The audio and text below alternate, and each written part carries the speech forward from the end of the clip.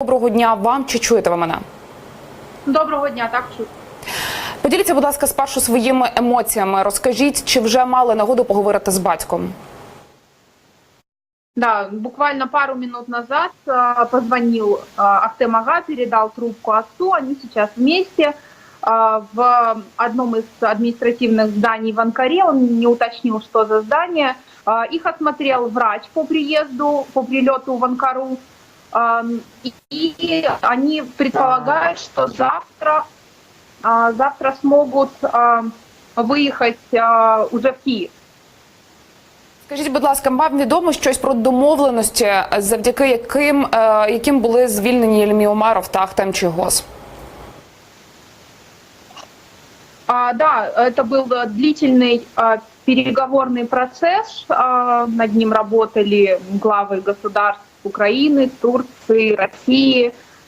Большой, конечно, вклад — это переговоры Петра Порошенко с Реджепом Таипом Эрдоганом. И, конечно, над этим работала команда дипломатов, адвокатов. И вот сегодня мы увидели результат. Мы, конечно, рады, как семья, что он на свободе, что это все закончилось. Я думаю, семья Ахтема Чийгоза также. Смотрели его отца в заключении в предыдущем блоке АТР, виделись сегодня с его супругой. Ну, конечно, это хорошая новость, очень хорошая.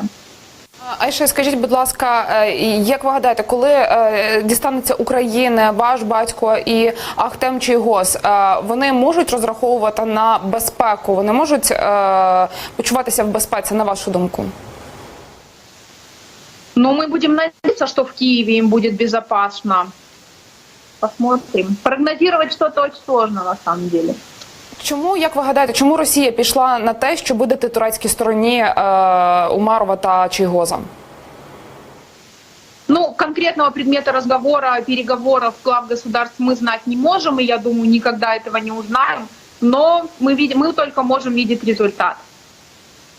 Але все ж таки, як ви гадаєте, що це означає? Це, скажімо так, маленька перемога, чи це вже початок процесу і повернення не лише наших політв'язнів, а й Криму? Чи можемо ми розраховувати ще на якісь поступки, як ви гадаєте? Ну, так глобально комментировать я не могу, но я надеюсь, что этот процесс не остановится, и другие украинские политзаключенные, которые находятся на территории Крыма, на территории материковой России уже, также будут освобождены, потому что все они являются незаконно арестованными, незаконно засудженными. И поэтому мы надеемся, что этот процесс, это был только старт. Ви, коли збираєтеся, можливо, побачитися вже із батьком, які у вас плани? Ви як надалі плануєте зараз свої, можливо, пересування, щоб побачитися? Да, пока мы ждем информацию из Турции, когда они будут вылетать в Киев. Если они задержатся в Анкаре, придется ехать туда. Если вылет в Киев уже будет завтра, то будем выдвигаться, наверное, туда. Посмотрим. Пока все еще на стадии переговоров и получения информации. Як люди у Криму безпосередньо сприйняли цю новину? Ну, я думаю, конечно, с большой радостью, потому что эти два дела, они наиболее резонансные в Крыму, и было столько внимания и к судебным процессам, к каждому заседанию, и поэтому такой результат, я думаю, тоже вызвал большой резонанс. Сегодня целый день с людьми практически не виделись, но то огромное количество телефонных звонков, сообщений, поздравлений, которые мы получаем, говорят о том, что, конечно, уже все в курсе о том, что случилось, и все этому, конечно, очень рады.